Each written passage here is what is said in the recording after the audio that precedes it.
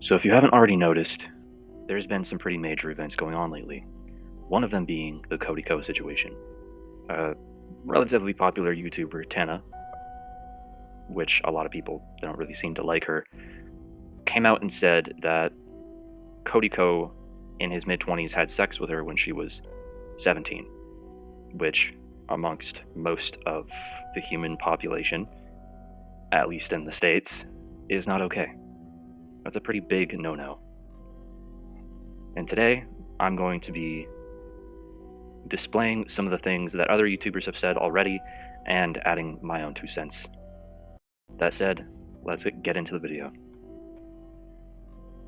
Cody Ko has found himself in the hot seat after Tana Mongeau has alleged they hooked up when she was just 17 and he was 25.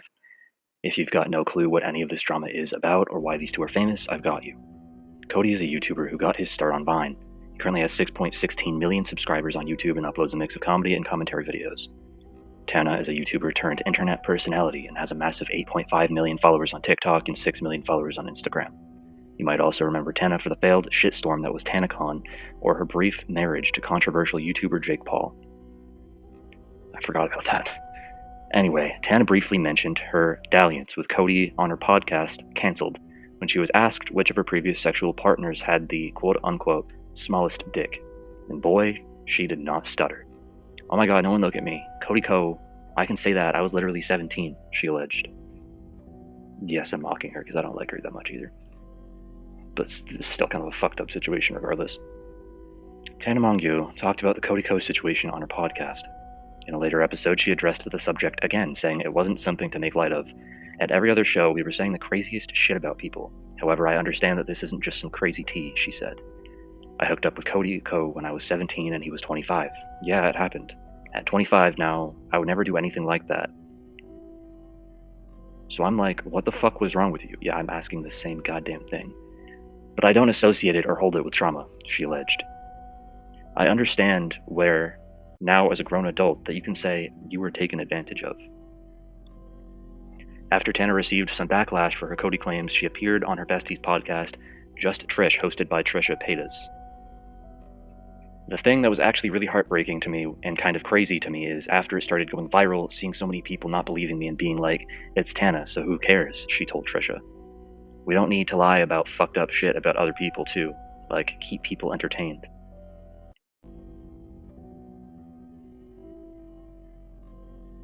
Here it is. D'Angelo Wallace, who has a 1.65 million subscribers on YouTube, shared a video on the platform titled An Uncomfortable Conversation About Cody Ko on Tuesday. It's since been viewed over 1.4 million times, and fans have flooded the comment section with their opinions.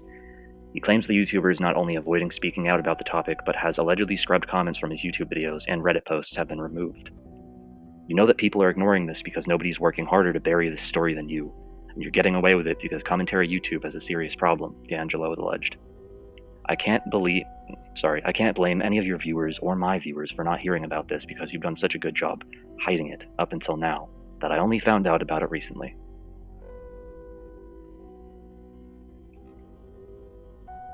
Here's a Samuel.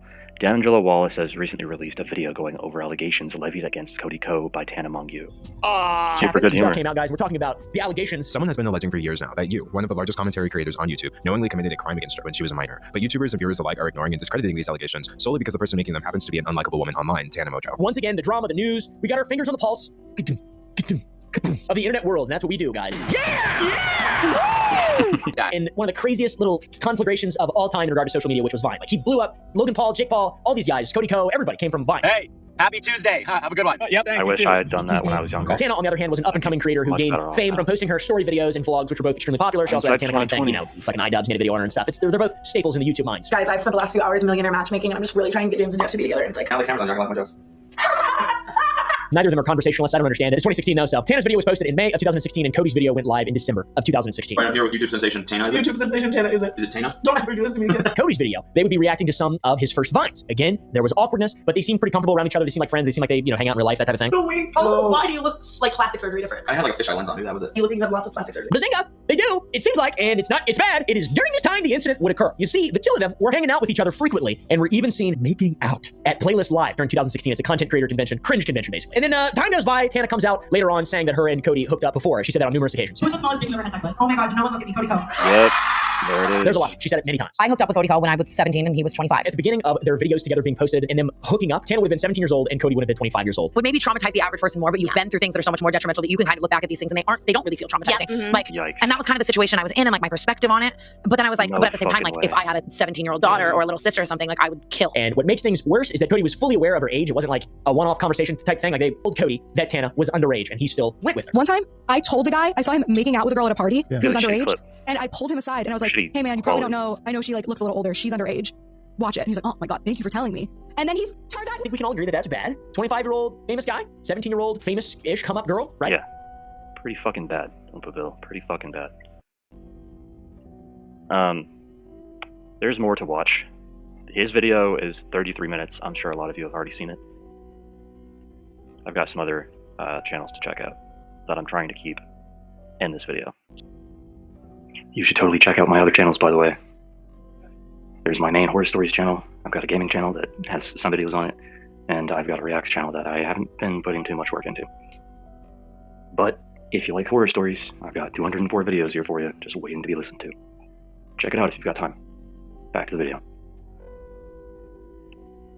She pulled him aside and told him like, yo, she's 17, and then we still went and hooked up. But if not, I'm going to dive deep into all of the facts, give you all of the information that's out there, and it's going to paint a very disgusting picture of Cody. But I don't want to come on here and just recite the facts to you and tell you what happened, because they also did collab videos. There's one that's live on her account, which I understand, but there's also one that's live on his Where to account look for currently. those So I have to on, go through everything. And trust me, there is Bill's a lot to go through. At the end, I want to look a little bit at the videos that they made together. Now, before I start throwing around words like statutory, I want to give a little preface to this video. I am very nervous making this video. Like my heartbeat is like racing, and I've mentioned it in videos before. I thought that Cody Ko was the exception to the frat boy DJ. For me, his silence is the response. So that is why this video is happening today. And if you are somebody who has been a fan of Cody in the past, trust me, all of this is not coming from somebody who hates him, has been waiting on his downfall. What he did is truly disgusting. Disappointed doesn't even begin to describe how I feel. Now, the seed from where all this began is a clip from like I think over a year ago of Tana talking about hooking up with Cody when she was 17. Although I don't know if you can call statutory hooking up. I know now I was 17 at the time, 18. So kind of blew up, and it led to Tana talking about it in more detail on her podcast. You know, and it's just a classic case of I say something fleeting in the ways that I say something, and then it is taken very seriously because I'm usually trauma dumping and breadcrumbing with a giggle. Yeah. That's what she starts off this whole conversation by saying. Basically, she wanted to clarify that she's not trying to start some giant campaign to ruin Cody Ko's life. And I get it. When I watched that live clip, it doesn't feel like she was planning on saying it. It was just some random question about a micro penis. She said Cody and then was like, oh, fuck. Oh, well, I was 17. That doesn't feel coordinated. That doesn't feel calculated. So people that are saying that she's just lying and making stuff up for clout, get real. That's obviously not the situation. And if anybody's going to say, oh, Tana's just like a known liar. Tana has done a lot of really, really scummy things, and she admits it all the time. Her podcast is called The Cancel Podcast because of how many times she's been in controversy over legitimately bad things that are worthy of criticism. But if you can't believe a victim telling a believable story because in their past they have been imperfect, then it just means you don't want to believe that victim. Because the thing is, you have Tana right here saying, I was 17, Cody Ko was 25. There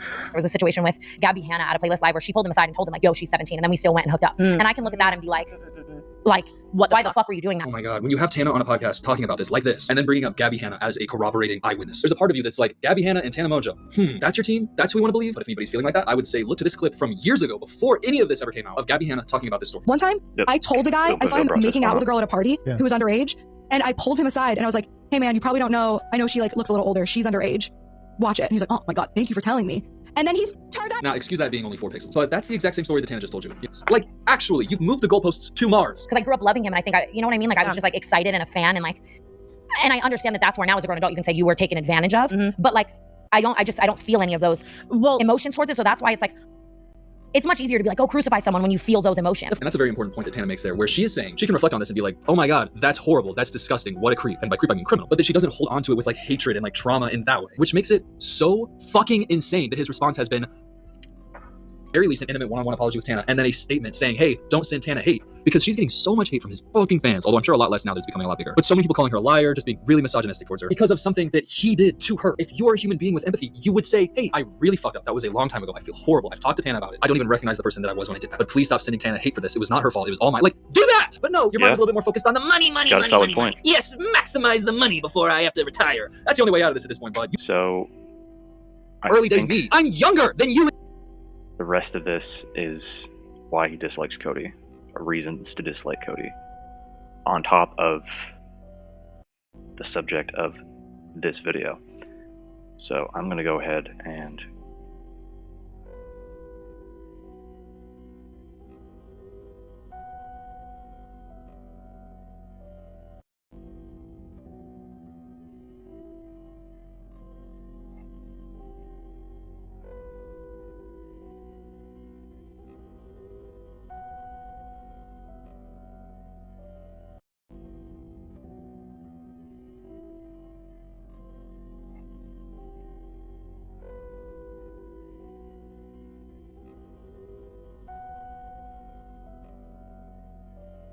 Right now, because YouTubers and streamers, they just can't stop. They can't help themselves at this point, having to make apologies. Now there's more allegations. It's another week, new allegations. These ones are about Cody Ko, and I know you know who he is because, I mean, it's in a very interesting way, too. It's like directly talking to Cody Ko, like, hey, you, what are you doing? All right, Cody, let's have an uncomfortable conversation. I'm already uncomfortable. Someone has been alleging for years now that you, one of the largest commentary creators on YouTube, knowingly committed a crime against her when she was a minor. But YouTubers and viewers alike are ignoring and discrediting these allegations solely because the person making them happens to be an unlikable woman online, Tana Mojo. And you're getting away with it because commentary YouTube has a serious problem. Ooh.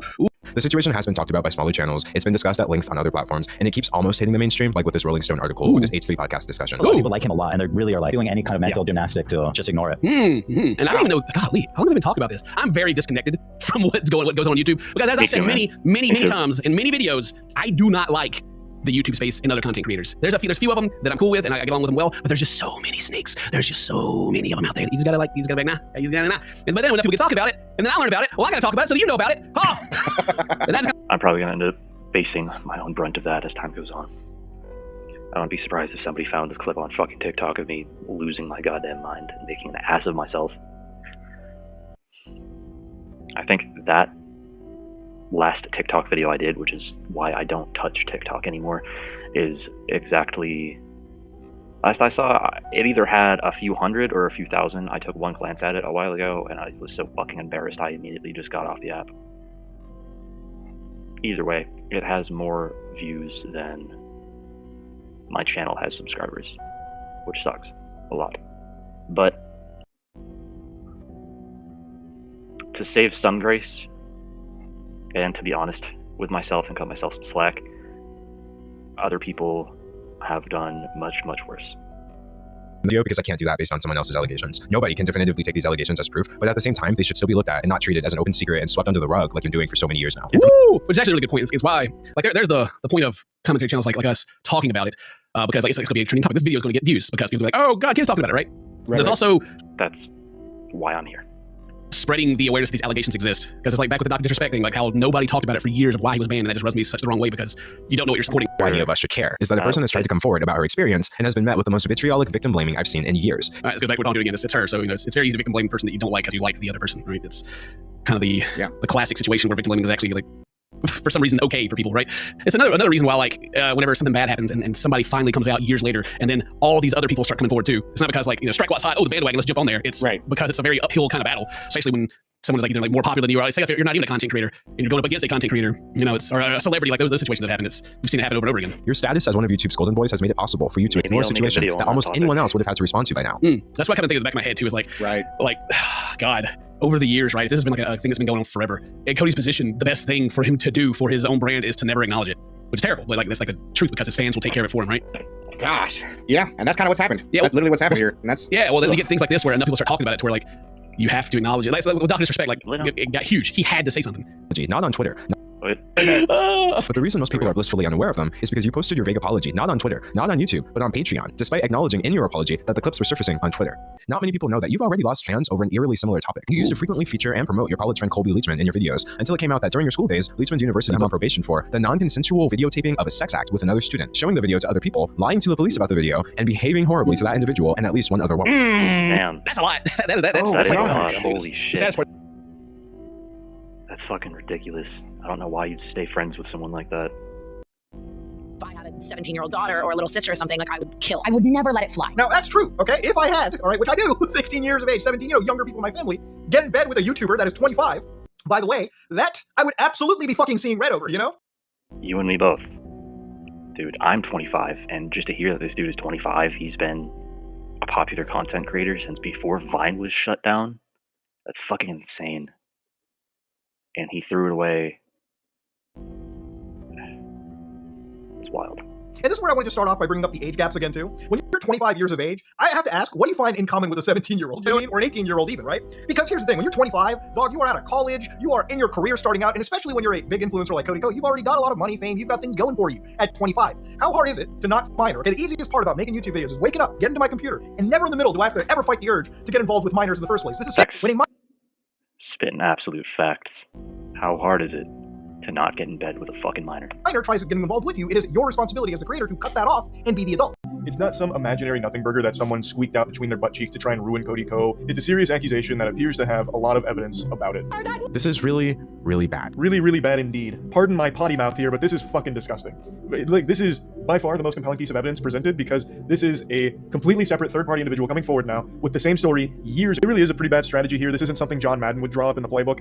Burying his head in the sand and hoping that the storm blows through doesn't exactly work in a situation like this. I mean, I guess it has up till this point since so few people were aware of it, but now that it's being talked about more and more, I do think that he's going to need to come forward about all of it. Because Tana Mongeau is widely disliked by the broader YouTube audience, when she was the one putting these claims out there, people attacked her, like dogpiled her for saying things like this. Like they jumped on her like she had just, killed a puppy in front of them. Like, people responded to her in the worst possible way with these allegations. And Tana made a really good point where she said if this was any other YouTuber she was talking about, one that wasn't as highly regarded as Cody, the response would be completely different, where she'd be getting sympathetic messages and support for coming forward with her experience. But because it's Cody, it's been a biblical smackdown in the comments again. I think it also has to do something with the fact that the Me Too movement happened, and a lot of women, quote-unquote, came forward. And a lot of guys have ended up in prison with absolutely little to no evidence, and then believe all women happened. And not only did that scare a fuck ton of guys away from girls in general, like myself, but yeah, I'm sure you guys can see where I'm going with this point. And I'm not trying to say, like, she's one of them. That's not my point. My point is the men versus women thing is still going on. And I'm not very surprised that another situation like this has happened. I mean, there were some lunatics there, like genuinely hateful people saying like the most misogynistic shit you could find in the comment section about this because she dared come forward with her experience and talk about that situation. When I was in middle school, the first girl that I actually dated, and that sounds kind of dumb because, middle school relationships aren't actual relationships, but for a while her parents didn't want to see me. Like, they didn't want to let me come over. They wouldn't let her come over to my parents' place at the time, and that shit really sucked. And for some reason or another, she asked me if I cheated on her one day, and I told her no, why would I ever do that? And then she got on her bus and looked at me like she didn't believe me. And then I slowly started to realize over time that I was getting treated worse and worse by my peers, getting nasty looks. Fast forward to when we were almost out of 8th grade and about to be freshmen in high school. I caught wind that she had made up a lot of heinous rumors and lies about me. One of them being that I sexually assaulted her, and another being that I would kill her and myself if she ever broke up with me. And I didn't know she had been telling her friends this, and that she'd been spreading rumors with said friends until a chunk of the way through freshman year. And after that, I was getting death threats, I got doxxed,